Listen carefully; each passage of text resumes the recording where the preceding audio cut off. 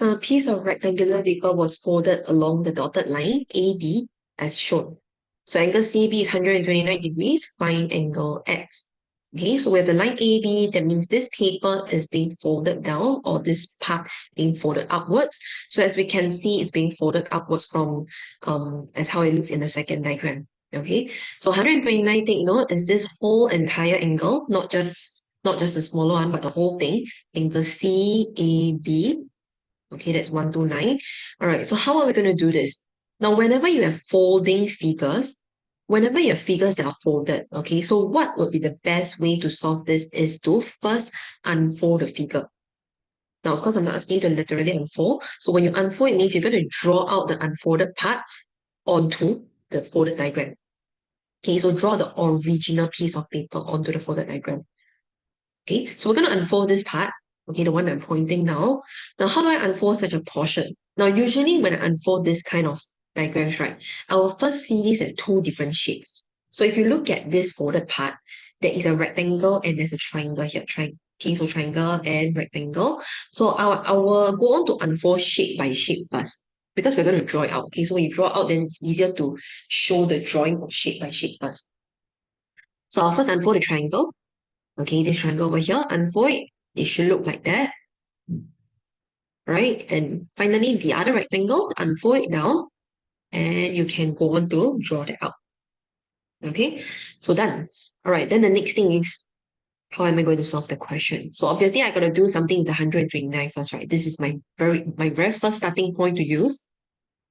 So as we can see, right, from this 129, and this whole thing, okay, the one I'm pointing now with the orange dotted line, this whole thing is a straight line. So then, of course, my next best bet is to find the angle here. Okay, the angle here that I'm pointing now. So angles on the straight line is 180 degrees. So 180 minus 129. So that angle there will be 51 degrees. Please make sure you do your annotations. Okay, annotate as many angles as possible on the diagram.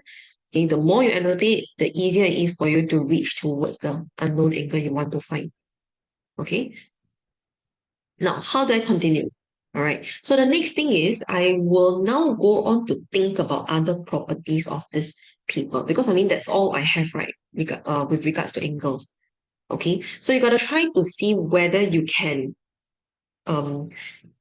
can infer any other shapes from the diagram. So I mean, of course, there's triangles and then there's rectangles, okay, but triangles and rectangles is not enough, because we need properties like parallel lines. We need properties like equilateral triangle, isosceles triangle, things like that.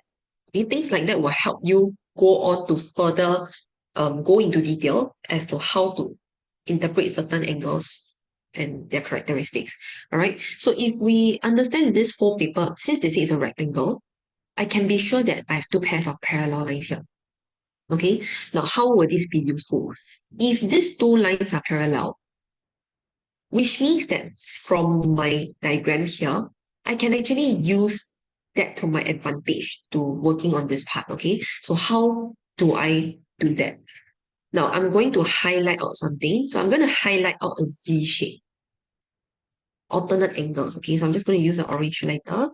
This and this and this. Can you see my Z shape? So my Z shape, okay, I can be sure this is a Z shape because of the parallel sides. This line is parallel to the bottom one. So, and I have my 51 degrees, which then confirms that this here is also 51 degrees. You can write that down. Okay, so this part is also 51 degrees. Okay, I'm going to erase this. Now, the next thing is what else? Okay, so what if I know that 51? Now, then go ahead and think further. You notice that from this diagram, this side and this side is the same. It's exactly the same breadth of the rectangle. Now, if this breadth and this breadth is the same, that means this part, because this part was originally from this, that means I can be sure this part and this part has to be the same as well. So I'm just going to put this little line to indicate equal lines, equal side.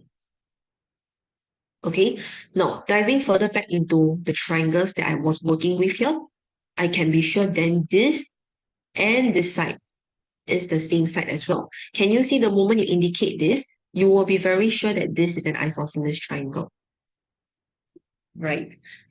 So then very nice. This triangle that I'm pointing, the gray one, is an isosceles. That means this is 51. This side also 51 degrees. There you go. You can annotate that on 51 degrees.